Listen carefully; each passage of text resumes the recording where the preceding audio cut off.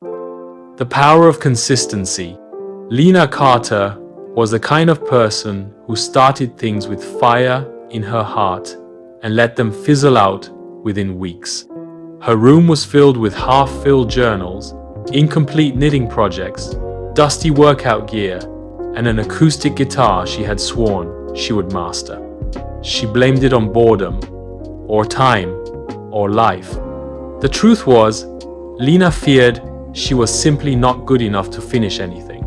At 28, she found herself in a cycle of burnout and regret.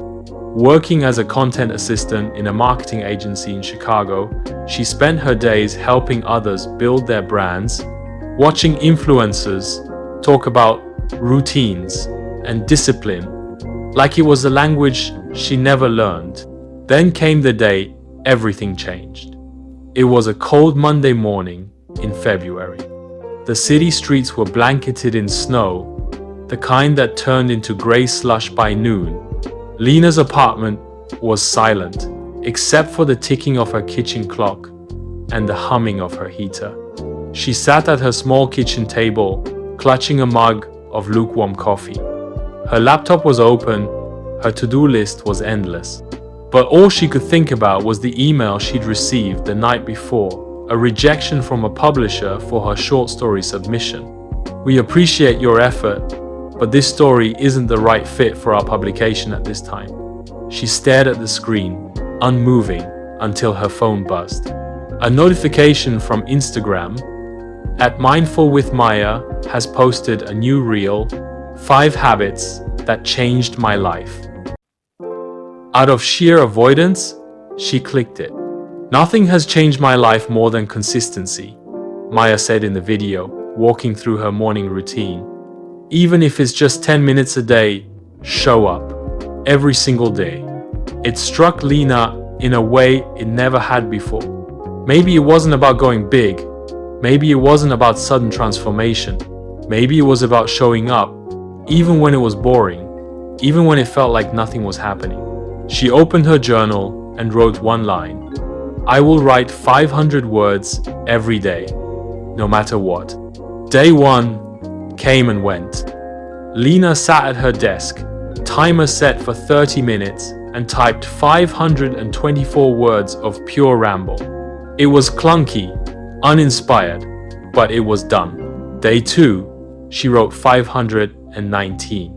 On day 3, she only managed 483, but made up the rest by writing a few extra lines after dinner. By day 7, something clicked. Her fingers found rhythm. Her thoughts flowed with more ease. Her inner critic was still loud but slightly less brutal. She tracked each day with a small red dot on her wall calendar. After 2 weeks, the red dots formed a neat line across the top row. Lena began to crave the act of writing, not because the work was good, but because it made her feel steady, grounded, capable. Even on the worst days, when her boss snapped at her for missing a brief, when her hot water stopped working, when her date cancelled last minute, she wrote. And each time, she put down her pen and whispered to herself, "That's one more day." At the 1-month mark, Lena compiled her writing into a single document.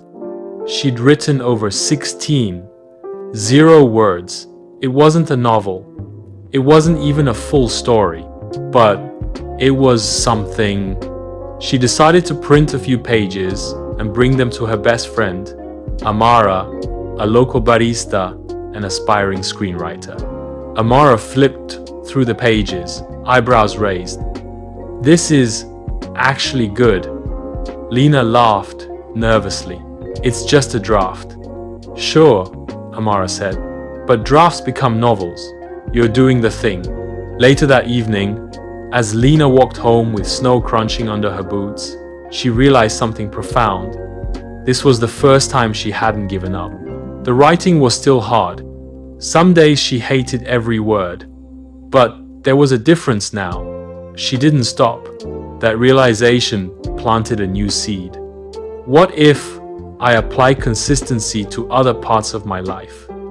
It started with writing, but soon, Lena added a new habit, stretching for 5 minutes each morning. Then, preparing her lunch the night before. Then, drinking a full glass of water before coffee. The changes were small, barely noticeable, but they'd built something inside her, a quiet confidence, a sense of control. She didn't announce it online. She didn't buy fancy trackers or planners. She just did the thing every day. Her co-workers noticed first. Lena, your mood has been different, like in a good way. Her mom noticed on their weekly call. You sound lighter, honey. Amara noticed when Lena finally said yes to an open mic night for writers. You're not the same person who sat crying over rejections 3 months ago. Lena smiled. I guess not, but consistency isn't perfection. On day 97, Lena got sick. A fever kept her in bed for 2 days. Her streak broke. The calendar was red dotted until day 96, then a blank space. She stared at it, devastated. It felt like failure. She called Amara. It's ruined. I ruined it. Ruined what? My progress. My streak. Amara's voice was gentle. Lena, consistency isn't about never falling. It's about standing up again. So, on day 99, Lena wrote 312 words. Weak and wobbly. But she wrote. She marked the calendar with a blue dot, her symbol for restarting.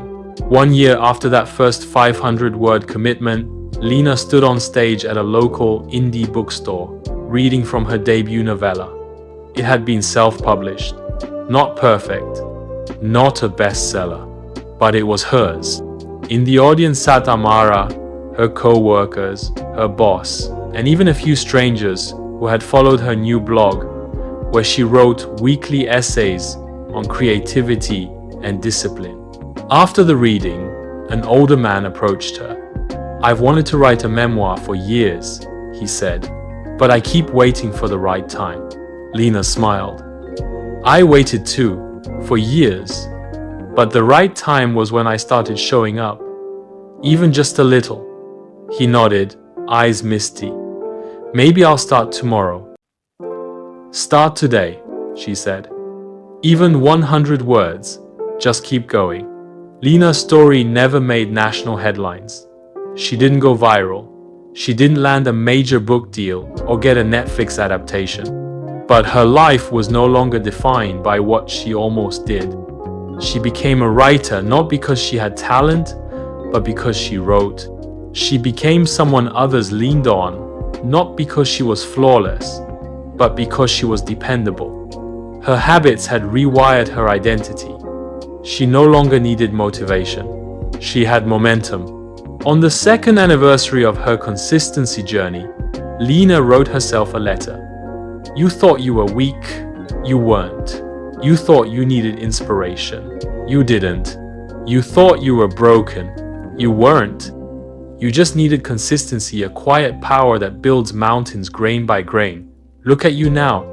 Not because you ran fast, but because you walked every single day, even when the path was foggy. Keep going. The road ahead is long. But now, you know how to walk. With love, your consistent self. 2 years later, Lena's second novella was traditionally published. It reached 8 on a niche literary chart. She didn't celebrate the ranking. She celebrated the process. Her blog now had 10,000 subscribers. She still wrote 500 words a day, sometimes more, never less. She coached a small group of aspiring writers. Her rule was simple: show up, daily, imperfectly, honestly. That's how the magic happens. One student, a teenage girl named Tessa, asked her, "How do you stay motivated?"